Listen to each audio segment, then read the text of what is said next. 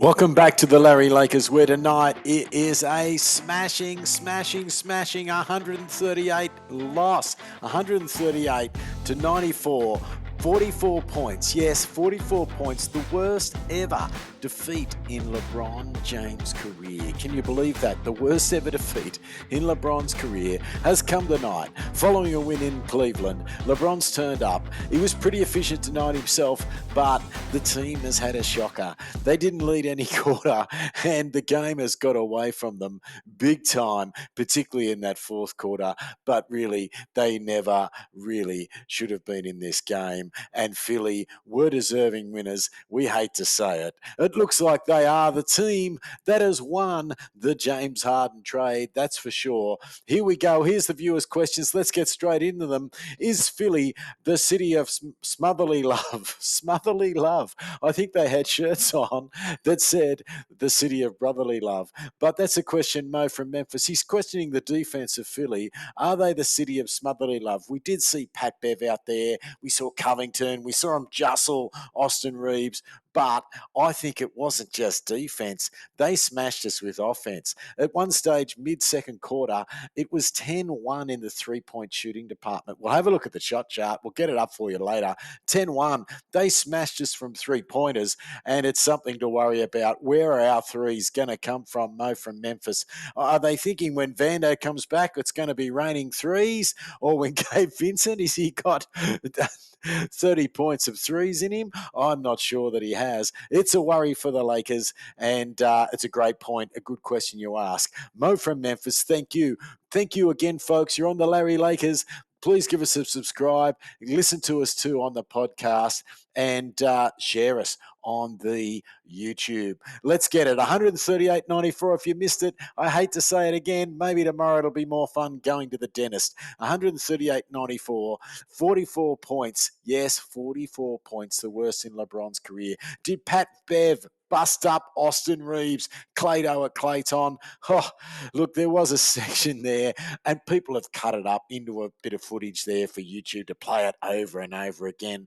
Where, yep, he bumped him. He got away a little bit, and Austin, as he does, he turns, he picks that ball up, and he gets a bit stuck this season.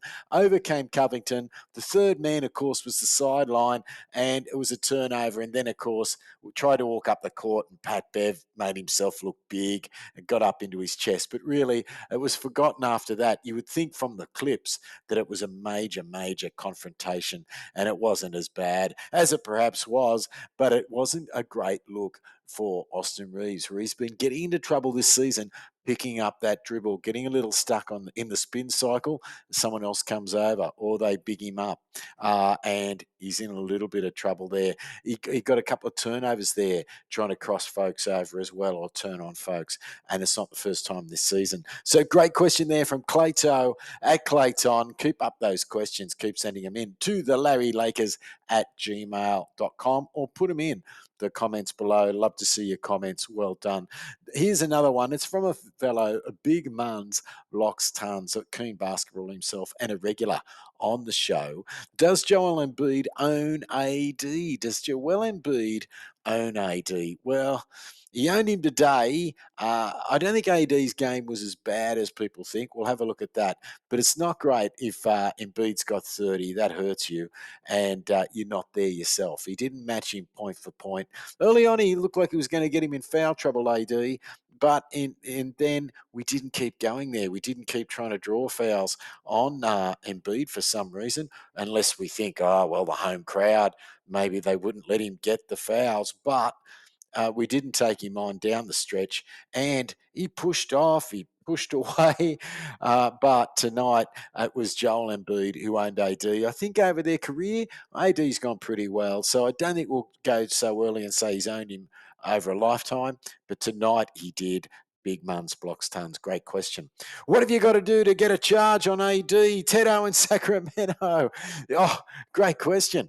Every time someone looked at like they were going to front him from 2 meters away, 2 yards away, he just kept running into him and getting the call. He's a bit like Sabonis there at the Sacramento Kings. What do you got to do to get a charge on these guys? Maybe when they play each other, run into each other all night, knock themselves senseless. But right now, I don't know, Ted. You've got to get positioned for a start. A couple of our players might not have quite been in position, but he certainly ran straight in them and created the contact. I'll tell you this, Ted O from Sacramento, he's the league leader, Joel Embiid, in free throws attempted. Free throws attempted, the league leader. Something's going on. I suspect he's running into people. No wonder that to get rid of James Harden, milking calls. They've got the bloke at centre running into people. Free throws made and free throws attempted, the league leader. So at least he's making them. No wonder he likes running into people. Easy points, gives him a rest. And he's also leads the league time in possession. So there's a question for AD. Did he raise a question last game? Finally, they ran some things for me or through me. Oh, why isn't AD leading the league time in possession? Well, if he could do what Joel Embiid is, maybe we could let him do that. And that was the design. That was the plan. LeBron was meant to be the next most possession. And so he could take over all that time, particularly regular season for LeBron. But AD's been a little fragile, been a little inconsistent. But a counterclaim is the coaches have got to run the offense through him. Joel Embiid leading the lead, time in possession, free throws made and free throws attempted. Did Philly win the James Harden trade? Addition by subtraction. D Styles at the nation's capital. Great question. Well, I didn't think they were going so they got much for him. I thought they needed to get some younger players, but they're getting something out of these veterans from that trade. Plus, they've got picks to come. So, yes, the answer is yes. D Styles, write it down now. Put it on a post-it note. Put it on the fridge. Philly has won the James Harden trade. Addition by subtraction. They've got something out of Covington tonight. Something out of Morris. No wonder we were saying it. Go back and look at our previous off. He's got tattoos all over him, but we miss Markieff Morris. We never really replaced him. I know he's young and agile, young Vando, but that sort of bulldog that they had with the occasional three and that big body and a little bit of Mr. Mean there with Markieff. Well, today, Marcus Morris came on, hadn't been playing much at the Clippers, and hit threes all over the place. So they're getting something out of Morris, and Batum has always been pretty classy and didn't have a great contract, of course, but once that got cleared and he got to the Clippers, started playing like a new man again. And maybe every time he gets a change of team, he's refreshed. He's been playing well there for the Philadelphia 76ers. So they've won the trade. Not only have they got the picks to come, but they're getting something out of Covington, Morris, and Batum, and they did tonight. Is it too early to talk trades for the Lakers? Oh, is it that bad a game that we've got to talk trades? Maybe it is. Mo from Memphis. Look, maybe it is time to start talking them, but we can't make many, Mo. We've got so many players that aren't even eligible to trade till mid-December. And do you want to trade them when their value's low? Do you want to put some of your valued and darling players in, like are you going to put Max Christie in it? Are you going to put Austin Reaves in it that have been really darlings of the team and the fans? People would hate to lose those guys. Maybe Rui has been one of your leading three-point shooters. Concussed out this time on protocol. Maybe he'll return in one of those masks that the players have been wearing, getting back on soon. I'm not sure he would have made the difference tonight, but I'll be interested to see when he comes back. Is it too early to talk trades? Oh, mate, only a little bit. Maybe we should be looking at them and seeing what's there, but we've got to get a bit of value. Should one of those trades be Rob Pelinka? Should one of the trades be Rob Pelinka? Monteo from Manila. They tell me in the Philippines the Lakers are big. Hello to all our viewers out there. Look, we've got a third of the rotation not contributing. We've got the two rookies, and we moved heaven and earth to get these guys. We moved up to get the second guy, Max Lewis, and we haven't got much there out of Jalen Hood Shafino. So, and then around those picks are guys like Podzinski there that's playing for the Warriors. And there's a guy over there in the Celtics looks pretty interesting too. Champions, we need something out of those two. You wouldn't expect a lot, but just some signs. thought Jalen Hood-Schifino was the sort of body that was ready to play in the NBA. And then we haven't got much, of course, out of Vando, Gabe Vincent. So there's four. If you're playing at least 12, we've got four of the guys who are soaking up a little bit of the money and decent money too that aren't contributing to the team at the moment. So even those rookie contracts have a price that's above like the veterans minimum. So those guys there, when you compare it to like Phoenix getting Kuta Bates Diop, as we said, Maxey Mutu, Eubanks, so many players on those veteran minimums at the bargain basement. Hey, Blinker, what's going on, champion? Should the Lakers have hidden the ball after an early lead? Jono from Skotown, I believe that's a country basketball question, a bush league basketball question. He's teachers in a country town there, and look, there's been teams that have done funny things in those bush league basketball games, like hide the ball, deflate it a little bit. You get a lead. The Lakers had a 5-0 lead. That's when we should have stopped, should have called it off. That's when we should have turned the lights off, had some sort of power failure, set something up. And of course, all sorts of shenanigans in these bush league games where teams have done things like that. Held the ball, no shot clock in some of these country competitions, rural competitions. They held the ball, milked the clock, all sorts of famous things. Got ahead. We've had teams just milk the fouls because the clock doesn't stop in some of these bush league competitions. But it wasn't bush league today, fellas. It was pretty hard to find any way to excuse the fact we weren't good enough, despite that 5-0 lead where maybe that was enough and we relaxed after that a little too much. What about should Ham did the halftime scoreboard this is an interesting one. Magic from Figueroa. It might have a little bit of bias. Did the halftime scoreboard failure stop the Lakers' comeback? That could be a great thumbnail. It'd be one with great bias. I think we'd be shouted down by all the 76ers fans. But we did show a little bit of momentum going into half time. I think we had a little 12-4 run or something like that. But I'd love to think it was, but no, I'm sorry. They were too good tonight. Their Magic from Figueroa. Thanks for your bias. That could be my thumbnail. Lakers robbed by halftime scoreboard failure. I think people would be out to burn that YouTube down at Philadelphia. But thank you for giving us an out anyway there, Magic. The halftime scoreboard failure stopped our momentum. Should Ham have put LeBron back on earlier before the end of the third quarter? He did put him off 19 seconds to go, which I thought was a bit odd, if he wasn't going to put him on at all. And we got the lead back with LeBron to 11 points early. We'd finished strongly in the second quarter, and we got it back to 11. Then they got another run away. Then we got it back to 11 again, late third quarter.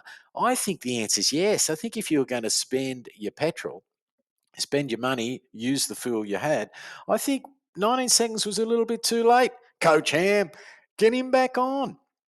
He was pretty efficient for the night. He looked like at the start of that third quarter, he wanted to take the game on Jimmy Butler style. Maybe we needed to bring him on and give him like 2.5, 3 minutes, 3.5 minutes of the remainder of that third quarter. Great question there. We'll have to go back and have a look at it, although there is a question about watching this game twice from one of the listeners coming up here, I think. But should Ham have put him back on before the 19 seconds to go in the third quarter? Yes, I'm willing to roll the dice there. You could leave him off for fourth quarter if that didn't come off. Was this the worst defeat in LeBron's career? Ask Tim at Destination Anywhere. Go and see them. They're on Facebook for all of your travel needs. But was this the worst defeat in LeBron's career? Yes, Tim, it was. I don't know if you're rubbing it in and you knew that already. 44 points is the worst defeat in his career. It was 15 at halftime and it was 18 at the end of the third quarter, to be fair. So to be fair to LeBron, he was pretty efficient, and I don't think a lot of it was his fault, but he did have a massive negative on the real plus minus. So 44 points, yeah, the worst in his career, Tim Huggs? Great question if you're not trying to rub it in to Lakers fans.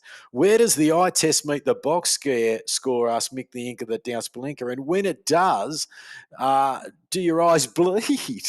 Do your eyes bleed on where the eye test makes the box score? Mick the Inker who doubts Palinka. He's doubted a lot of these trades there, even that good year he had last year at the trade deadline. The answer, Mick, yes, it hurts, and we'll go through that really quickly for you in a minute there. What would you watch instead of this if you had to watch it twice? Says Jai, the retro shoe guy. Mate, one of the shows I watched a little earlier in the year that I did see flicking around on Netflix again comes up in my sports suggested movies. Kelsey, I'd have another look at Kelsey, particularly in all this talk of LeBron being one of the oldest players in the competition and when do people retire. I would have a look. And of course, it's Jason Kelsey, not Travis, who's been famous for being on The Bachelor and shows like that. As well as that, listen right to the end if you can. There's a great little tune for those who like a good tune. See what you think. I liked it. The Cape. Get it? Maybe Google that one, but tears almost coming out of your eyes. And where to next for the Lakers if there weren't tears coming out of your eyes watching this? So, Sean and Abby, take away. Look, it's Detroit next, 4 p.m. We absolutely have to win that. 4 p.m. on Wednesday, Detroit. It's a good question, Sean. Unless you meant where to next for the Lakers, maybe they need to go into the river mirrors, mate, and have a long look at themselves. But right now, it is, if you meant what's next on the schedule, it's 4 p.m. Wednesday versus Detroit. And Thursday, we got to back up there. OKC, 5 p.m. Rockets, Saturday, 7:30. So they're next for the Lakers. Detroit, OKC, Rockets. You've got to go and win those next two games on this. You've got to smash Detroit and you've got to have a red-hot go at beating OKC to gain some redemption for this massive loss there. Where did we lose it? On the stats, if it doesn't make your eyes bleed as well. Our field goal percentage, you won't believe it, was 47 compared to their 50, but we got smashed here, 7 of 28 three-pointers compared to 22 of 46. So you've got 15 more three-pointers to your opposition, 15 threes. There's 45, if my maths is right. 15 threes, kiddies at home, go and do the maths. 15 threes, 45 points, and you've lost the game by 44. Palinka, what's happening to the three-point shooting? Coaching, what's going on? Christian Wood, I think he was 0 from 5. We got these guys to shoot threes. Mate, do something about it, please. Free throws, they hit 84. We hit 69, but I don't think that was enough to be the whinge. 32 on the rebounds compared to their 48. They smashed us there. There's an extra 16. 6 to 15 on the offensive. So they got 9 more than us on the offensive. 26, 33 there. So there's 7 more there. Assists, you're going to think they beat us in assists when you win by 44 points. 33, 23, 10 more assists. So 10 more assists. 35 more points from 3. More rebounds, as you said. Blocks, hey, we won something. 4-2. 17 in the turnovers. 10 more turnovers. Mate, these aren't good things, let alone three-point shooting. There's some bad signs here. Here's one good one. You're playing Joel Embiid, and this is right for you. 58 points in the paint. Who would have thought it? To their 38. So 20 more in the paint. At last, we won something. Fouls were pretty even for those people saying, Joel Embiid just jumped into it, which might have been me. 18-17. We'll put the graphs up for you on that. But here's a concern. Phoenix 11-6 in the Pacific standings. Sacramento 9-6. And the Lakers now dropping to 10-8 third. Phoenix on fire with a bullet, and they haven't even got Kevin Durant back and Beal. They're just winning it with Booker by himself. And all those players that Palinka missed out on. We featured this. Go back a few episodes. Have a look. We questioned after one of Phoenix's, although they might have gotten a bit of trouble for getting Eubanks a little bit early. But would I have had him maybe instead of Jackson Hayes? Sorry to say, Jackson. I would have had Eubanks. Would we? I might have even had JaVale McGee. but love to see your work there. Davis wasn't as bad as we think. 17 points, 7 of 14 shooting, and he's played 32 minutes. He's got 11 rebounds, 1 block. He was a minus 13 on the Real Plus, but that's really one of our best players. Taurean Prince had a good second half, started to score some. 11 points there. He's got 4 rebounds, just the 1 assist. And LeBron James played 30 minutes. Hopefully that can rest him for these upcoming games. Sadly, he's a minus 30 in the Real Plus. 18 points, though, from his 30 minutes, and pretty efficient compared to what he did at the Cavs, 8 of 12. What a pity to waste an efficient game from LeBron. And there were signs he wanted to take it over. Start of the third quarter, start of the second half. He wanted to be the man, but the game, he got it back to 11. Then it started to sneak out again. They subbed him off. It blew out, came back a bit. I think we should have got him back on a bit earlier. D'Angelo Russell, we need more from this. If Maxey clears 30 and you can't get more than 12 from D'Angelo Russell and 12 from Austin Reaves, you're in trouble. We didn't get enough from our guards. They didn't do enough. And as we saw that episode where Beverly looked like he mastered him, punked him, but maybe Austin Reaves wasn't having a good night overall. I think that episode had been blown out of a bit of proportion, but there is something to this, picking the ball up early, getting in a bit of a funk, and our guards, they did not produce enough. We keep talking about Embiid. Our guards didn't produce enough tonight. Go back and have a look and see if you think I'm right. At least tonight, the great Maxwell Lewis got on. He was minus 17 for his 8 minutes. They really let go of the rope there. In that fourth quarter. Once LeBron went off, you'd think, here's these bench guys, they're going to play to show off and earn some minutes. It was like they let go of the rope and the gap just got bigger and bigger and bigger. Let's have a look at this. Batum, how about this? When we said they won the trade for the Harden, plus 30, 29 minutes plus 30 for his 10 points, plus 30 in the Real Plus. Tobias Harris was only plus 7, so there's a superstar that we kept down. Joel Embiid, 31 minutes, but 30 points. 30 points for his 31 minutes, plus 11. How about that? He got the free throw line for 12 attempts, and he was 10 of 12 from them. Tyrese Maxey, our guards didn't do enough, plus 25, 31 points there for Tyrese Maxey. 8 of 9 from the free throws, 5 of 12 from three-point land. Fantastic. Covington, helping winning without scoring, something we're sort of hoping from the guys like Taurean Prince. This guy got 0 points, but in 18 minutes, plus 14. There's a win from the trade of James Harden. They got Martin on for a little bit there. Athletic, I'd like to see him in the future. But Morris, they got 20 minutes out of the dude, 20 minutes, and he's plus 24 for 16 points. He shot 4 of 5 from 3-point. Please, Markeith, why didn't we sign him? Pelinka, I know it's his twin brother, but the Mavs, I mean, they didn't offer him a lot of money. We could have got him back like the old times. Bomba, who was a bit of a boss, got on. Ellie got 5 minutes there, but believe it or not, he was plus 7. He was plus 13 for 7 points. Mo Bamba, who didn't work out for the Lakers. But what about Beverly, the Devilly? Here he goes, 24 minutes. He's a real plus minus a plus 26, 12 points.